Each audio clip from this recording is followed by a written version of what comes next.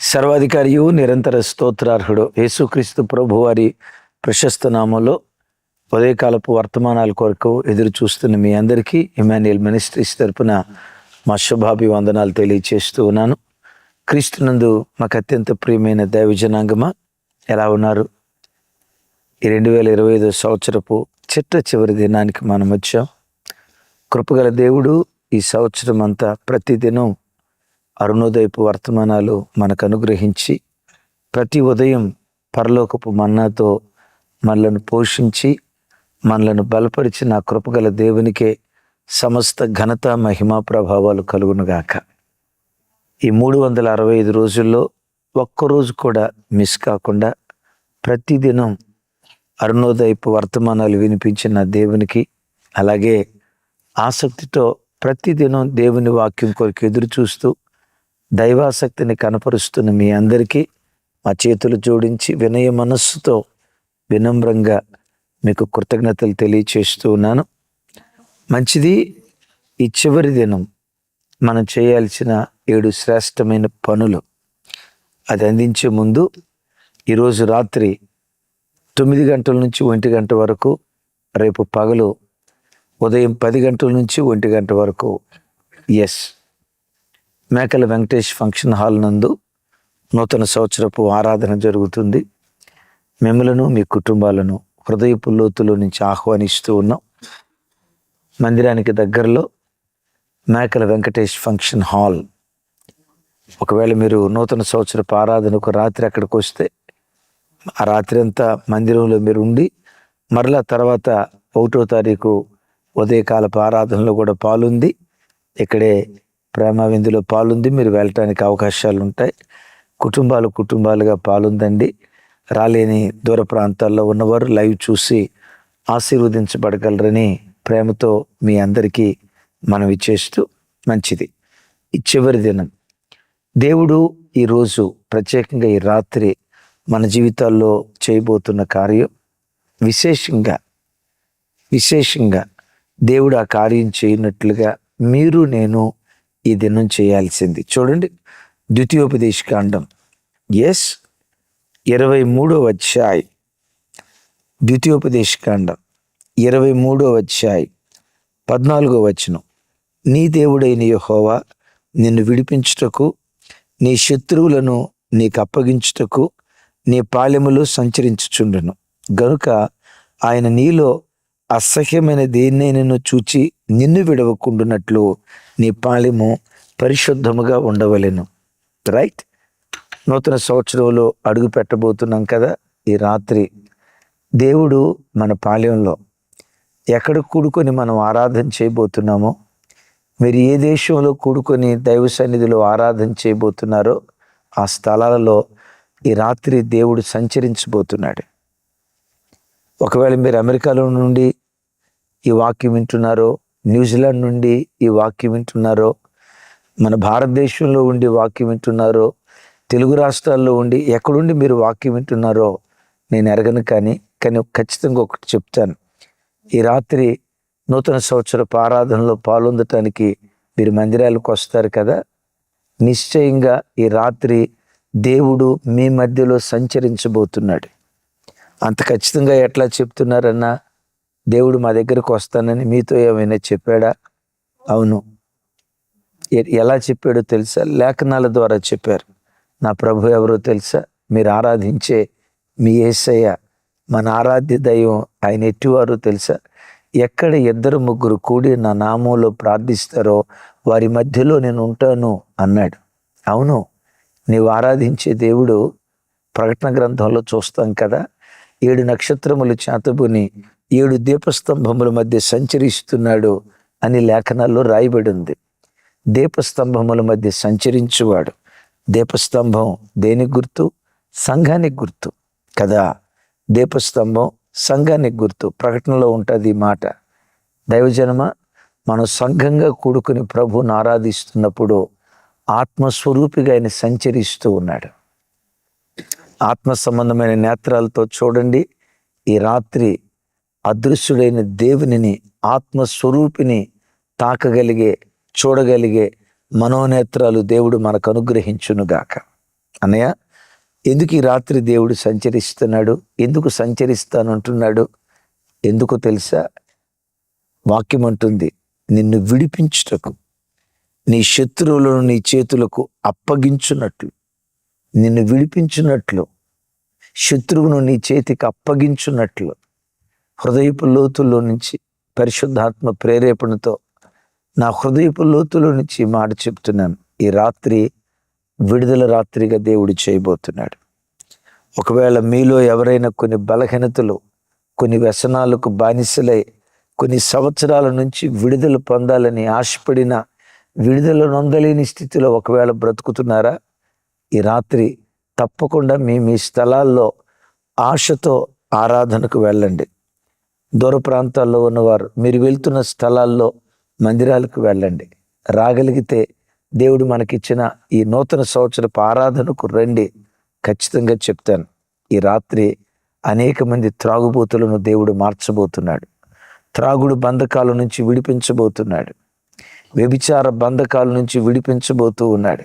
రోగపు బంధకాల నుంచి విడిపించబోతూ ఉన్నాడు. గత కొన్ని నెలల నుంచి ఏ బంధకాలతో నువ్వు బంధించబడ్డావో నేను ఎరుగను, కానీ ఒకటి ఖచ్చితంగా చెప్తాను, ఈ రాత్రి విడుదల రాత్రిగా దేవుడు చేయబోతున్నాడు. ఆమేనండి. ఆయనను నిన్ను విడిపించటానికి, నీ శత్రువులను, నీ సమస్యలను నీ చేతులకు అప్పగించటానికి ఈ రాత్రి దేవుడు పాలెంలో సంచరిస్తూ ఉన్నాడు. బహుకాలము నుండి కొన్ని సమస్యల వలయంలో చిక్కుకున్నావు కదూ. బహుకాలము నుండి ఆర్థిక బంధకాల్లో నువ్వు చిక్కుకున్నావు కదూ. బహుకాలము నుండి అసమాధానపు బంధకంలో చిక్కుకున్నావు కదూ. బహుకాలము నుండి కన్నీటి బంధకంలో చిక్కుకున్నావు కదూ. బహుకాలము నుండి శాంతి సమాధానాలు లేని అసమాధానపు బంధకంలో నువ్వు చిక్కుకున్నావు కదూ. విశ్వసించండి, ఈ రాత్రి విడుదల రాత్రిగా దేవుడు చేయబోతున్నాడు. 2026 సంవత్సరం విడుదల నొందిన సంవత్సరంగా, 2026 సంవత్సరం స్వేచ్ఛను, స్వాతంత్ర్యాన్ని అనుభవించిన సంవత్సరంగా నీ బ్రతుకులో దేవుడు ఓ ప్రత్యేకమైన కార్యం చేయబోతున్నాడు. అయితే సుమి, ఈ రాత్రి దేవుడు నీ పాలెం సంచరించేటప్పుడు ఆయనకు అసహ్యకరమైనవి నీలో కనపడకూడదు. అసహ్యకరమైనవి నీలో కనపడకుండా నీ పాలెన్ని పరిశుద్ధంగా కాపాడుకోగలిగితే ఈ రాత్రే ఒక అద్భుతం జరిగే రాత్రిగా ఆ అద్భుతాన్ని పొందుకొని నూతన వత్సరంలో అడుగు పెట్టేటట్లుగా దేవుడు కృప చూపిస్తాడు. మీరు అనొచ్చు, అన్నయ్య, దేవునికి అసహ్యకరమైనవి ఏవి? లేఖనాల్లో చూస్తాం. దేవునికి అసహ్యకరమైనవి 7 కలవట. చూడండి ఆ మాట, సామెతల గ్రంథం 6వ అధ్యాయం 16వ వచనం నుంచి 19వ వచనం వరకు. యెహోవాకు అసహ్యకమైనవి 6 కలవు, 7 ఆయనకు హేయములు. అవేవనగా అహంకార దృష్టి, కళ్ళలాడు నాలుక, నిరపరాధులను చంపు చేతులు, దుర్యోచన చేసే హృదయం, కీడు చేయుటకు త్వరపడు పాదములు, లేని వాటిని పలుకు అబద్ధ సాక్షి, అన్నదమ్ముల మధ్య జగడము పుట్టించువాడు. విన్నారా? ఈ 7 లక్షణాలు నీలో ఉన్నాయేమో. ఒకవేళ 7 లక్షణాలు లేకపోయి ఉండొచ్చు, 4-5 ఉన్నాయేమో. 4-5 కాదు, కనీసం ఒక్కటైనా నీలో ఉందేమో. నీ పాలెం పరిశుద్ధంగా ఉంటే పరిశుద్ధ దేవుడు నీ వద్దకు వచ్చి ఈ రాత్రి నిన్ను విడిపించడం ప్రారంభిస్తాడు. పాలెంలో ఏముండకూడదు? నంబర్ 1, అహంకార దృష్టి. తమ్ముడు, చెల్లి, నీకంటే దీనస్థితిలో ఉన్న వాళ్ళని చూసినప్పుడు ఎప్పుడైనా ఎవరిని చూసైనా అహంకార దృష్టితో వీడెంత, వీడి బ్రతికెంత, వీడు నా ముందు ఆఫ్టర్ ఆల్ గాడు, వీడు కోన్కిస్క, వీళ్ళెంత, వీళ్ళు బ్రతికెంత, నా కాలుగూడుతో సమానం, ఎలాంటి దౌర్భాగ్యపు చూపు, ఎలాంటి దౌర్భాగ్యం ఎప్పుడైనా నీ మనస్సులో వచ్చిందేమో.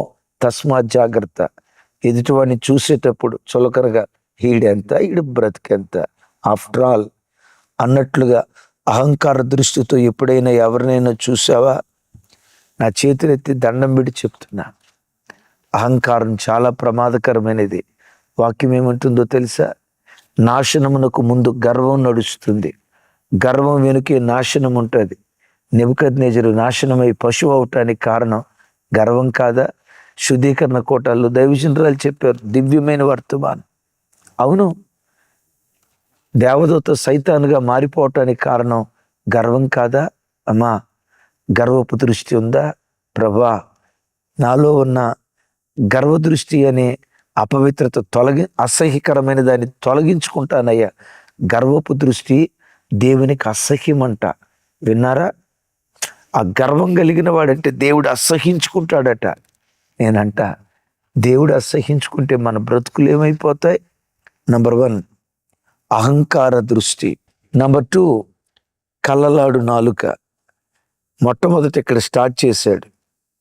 స్టార్ట్ చేశారు దేహమంతటికి దీపం కన్ను, రైట్? అహంకార దృష్టి అని చెప్పి ఈసారి దిగి తర్వాత అంటాడు కళ్ళలాడు నాలుక. దైవజనమా, ఈ రెండు చాలా జాగ్రత్త. ఎందుకో చెప్పమంటారా? శరీరపు అవయవాల్లో, బాహ్యపు అవయవాల్లో ప్రతిదాన్ని దేవుడు ఓపెన్గా పెట్టాడు.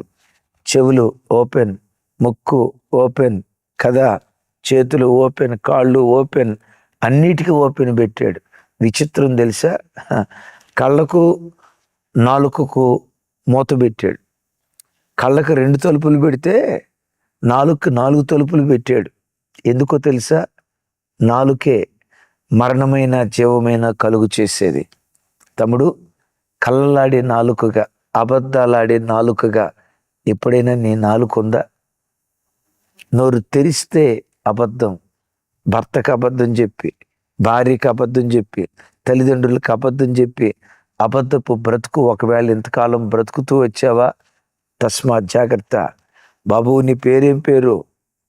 నీ స్వరం చూస్తే యాకోబు స్వరంలాగా ఉంది, వస్త్రాలు చూస్తే ఏషా వస్త్రాల్లాగే ఉన్నాయి.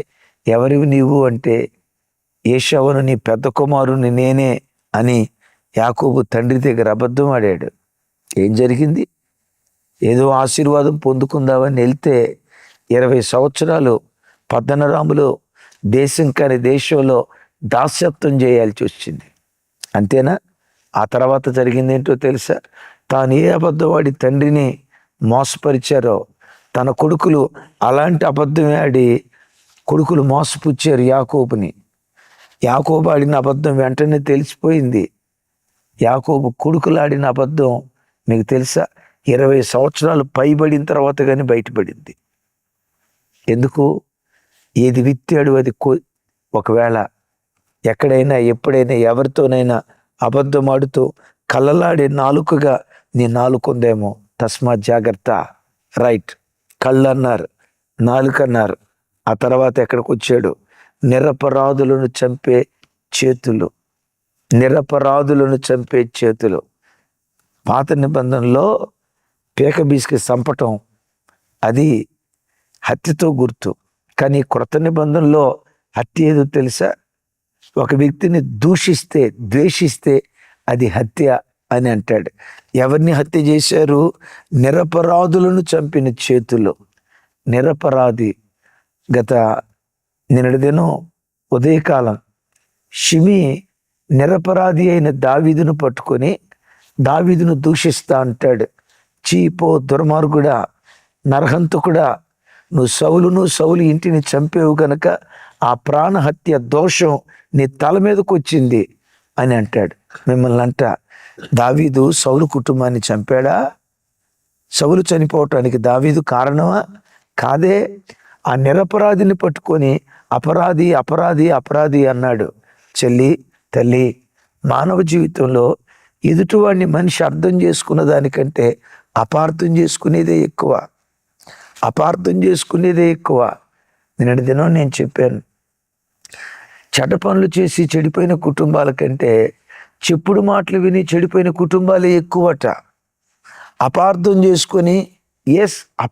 చేసుకొని నిర్దోషిని దోషి అంటాం. నిరపరాధిని చంపటం లాంటిది. ఒక నీతిమంతుడిని దుర్నీతిపరుడు అంటాం. ఒక మంచివాడిని చెడ్డవాడు అంటాం. విన్నారా? ఒక మంచివాడిని చెడ్డవాడు అంటాం. అది దేవుని వాక్యపు వెలుగులో నిరపరాధిని చంపటం.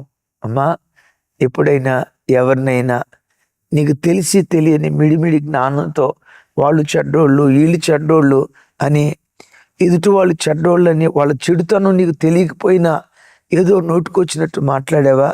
షిమి దావీదుని శపించాడు. విచిత్రం, దావీదు సౌలు కుటుంబంలో ఏ తప్పు చేయలే, కానీ ఈయన శపించాడు. తర్వాత ఏం జరిగిందో తెలుసా? ఆ శాపం దావీదు మీదకి రాలేదు, కానీ రివర్స్ కొట్టింది షిమిని.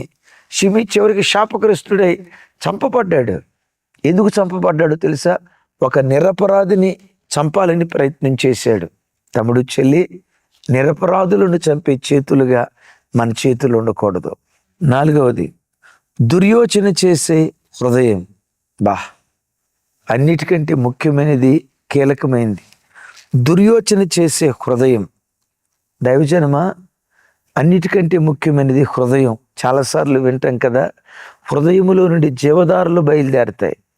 హృదయంలో నుండి బయలుదేరే జీవధార శరీరం అంతటినీ జీవింపచేస్తుంది. ఒకవేళ జీవధార బయలుదేరకుండా హృదయంలో నుంచి మరణధార బయలుదేరితే శరీరం అంతా మరణాన్ని వ్యాపింపచేస్తుంది. ఒకసారి కర్నూలు ప్రాంతంలో ఏ ట్యాప్ ఓపెన్ చేసినా నీళ్లు, మురికి నీళ్ళు వస్తున్నాయి. అది ఒక దుర్వాసనతో కూడుకున్న వాసనతో నీళ్లు వస్తూ ఉన్నాయి.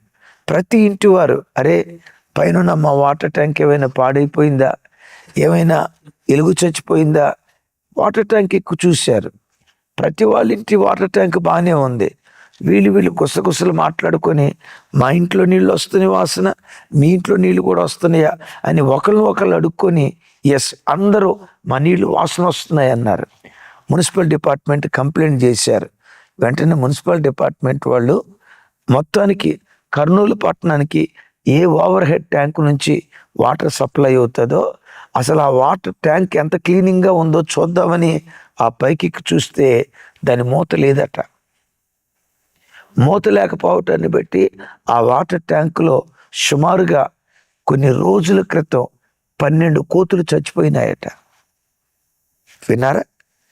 ఆ 12 కోతులు చచ్చిపోయి, వాటి శరీరం కుళ్ళిపోయి, ఎముకలు చీకిపోయి, మాంసం చీకిపోయి, ఆ కంపు కొట్టిన మృత కళేబరం నుంచి వచ్చిన ఆ నీళ్లు ప్రజలు తాగితే మా నీళ్ళని వాసన వస్తున్నాయి, మా నీళ్లు వాసన వస్తున్నాయి.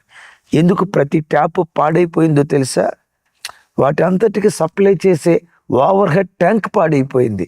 తమ్ముడు, నీ ఆత్మీయ జీవితానికి సమస్తాన్ని సప్లై చేసే ఓవర్ హెడ్ ట్యాంక్ ఏదో తెలుసా? నీ హృదయం. హృదయం పవిత్రమైన ఆలోచనలతో ఉంటే శరీరం అంతా పవిత్రతతో నిండుకుంటుంది. హృదయమే దురాలోచనలతో నిండుకుంటే నీ చూపు అపవిత్రంగా ఉంటుంది, నీ నోటి మాటలు అపవిత్రంగా ఉంటాయి. అందుకని ప్రభు అంటారు కదా, హృదయము నిండిన దాన్ని బట్టి నోరు మాట్లాడుతుంది. రైట్? 4 విషయాలు చెక్ చేసుకున్నాం. 5వ విషయం, అందరూ చూడండి. 5వ విషయం, కీడు చేయుటకు త్వరపడి పరిగెత్తే పాదాలు. హృదయం కాడ నుంచి ఇప్పుడు ఎక్కడికి వచ్చాడు? పాదాల దగ్గరికి వచ్చాడు. నిజమే, ప్రభు బిడ్డలుగా మనం ఎవరికి కీడు చేయం. అయితే మన ద్వారా మేలు పొందుకొని కొందరు మనకు కీడు చేస్తారు. తమ్ముడు, చెల్లి, కీడు చేసిన వాడికి ప్రతి కీడు చేయకో. దేవుని వాక్యం అంటుంది, కీడును కీడుతో జయించకుండా కీడును మేలుతో జయించు అని దేవుని వాక్యం అంటుంది కదా. ఒకవేళ 2025 సంవత్సరంలో ఎవరికైనా కీడు తలపెట్టావా? నీ ఆలోచనల్లో కీడు తలపెట్టావా? కీడు చేయటానికి నీ పాదాలు ఏవైనా పరిగెత్తినాయా? దయచేసి, ఒకవేళ గడిచిన దినాల్లో అలా చేసేవేమో, ఈరోజు ప్రభుని అడుగు, అయ్యా ఆ కీడు చేసే మనస్తత్వం తొలగించుకుంటానయ్యా, ఈ రోజు నుండి కీడు చేసిన వాడికి కూడా మేలు చేస్తానయ్యా అని కీడు అనే అసహ్యకరమైన కార్యం నీలో నుంచి తొలగించుకో. ఈ రాత్రి నీ పాలెంలో దేవుడు సంచరిస్తూ విడుదల రాత్రిగా నా దేవుడు చేయబోతూ ఉన్నాడు. రైట్? 6వ మాట, దేవుడు ఆ స్థలంలో అంటాడు, ఎస్, లేని వాటిని పలుకు అబద్ధ సాక్షి. లేని వాటిని పలుకు అబద్ధ సాక్షి. అబద్ధ సాక్ష్యాలు చెప్పటం, చూడకపోయినా, వాళ్ళ తప్పు చేయకపోయినా, చేశారు నేను చూశాను అని అబద్ధపు సాక్ష్యాలు చెప్పటం, ఇది దేవునికి అసహ్యకరమైనది. ఎప్పుడైనా ఎవరి మీదైనా అబద్ధ సాక్ష్యం చెప్పేవేమో, వాళ్ళు చేయకపోయినా చేశారని అబద్ధపు మాటలు మాట్లాడేవేమో ఒకసారి ఆలోచించు. అన్నిటికంటే ముఖ్యంగా అన్నదమ్ముల మధ్యలో 7వది జగడము పుట్టించువాడు. అమ్మా, నా చేతులెత్తి దండం పెట్టి చెప్తున్నా, అన్నదమ్ముళ్ళు ఎవరు? శరీరీతిగా ఒక తల్లి కడుపున పుట్టిన వాళ్ళు అన్నదమ్ముళ్ళు, నో డౌట్. రెండవ అన్నదమ్ముళ్ళు ఎవరో తెలుసా? సహోదరులు అంటే ఒకే ఉదరంలో నుంచి పుట్టిన వాళ్ళు. ఎస్, సంఘంలో ఉండే బిడ్డలందరూ సహోదరులు.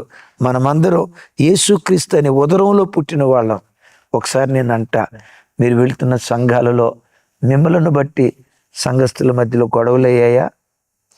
సంఘస్థుల మధ్యలో గొడవలకు మీరు కారకులయ్యారా? అన్నదమ్ముల మధ్యలో గొడవలు పెట్టిన వ్యక్తులుగా ఒకవేళ మీరున్నారా? తోబుట్టువులు, అన్నదమ్ములు, అక్కచెల్లెల మధ్య, అత్తాకోడల మధ్య, తండ్రి కొడుకుల మధ్య కుటుంబాల్లో చిచ్చుబెట్టిన వ్యక్తులుగా ఒకవేళ మీరున్నారా? ఇవి దేవునికి అసహ్యం. మనం గొడవ పెట్టేవాళ్ళం కాదు, సమాధానపరిచేవాళ్ళం. దేవుడు మనకిచ్చిన పరిచర్య సమాధానకరమైన పరిచర్య. ఈ 7 దేవునికి అసహ్యకరమైనవి. ఈ రాత్రి ఆల్ నైట్ ప్రేయర్స్లో, వాచ్ నైట్ సర్వీస్లో మీ పాళెమంతా దేవుడు సంచరిస్తాడు. ఈ 7 దేవునికి అసహ్యకరమైనవి. ఇవి నీ పాళ్యంలో కనపడకుండా నీ పాళ్యాన్ని పరిశుద్ధంగా కాపాడుకో. ఈ రాత్రి విడుదల రాత్రిగా దేవుడు చేయబోతున్నాడు. 2026 సంవత్సరం విశ్వసించండి, విజయోత్సవంతో ఊరేగించబడిన సంవత్సరంగా దేవుడు చేయబోతున్నాడు. ఇయర్ ఆఫ్ విక్టరీ, విజయోత్సవంగా ఈ రాత్రి విడుదల రాత్రిగా చేసి 2026 విజయోత్సవపు సంవత్సరంగా నా దేవుడు మీకు అనుగ్రహించబోతున్నాడు. విజయ భేరి మోగించబోతున్నాడు.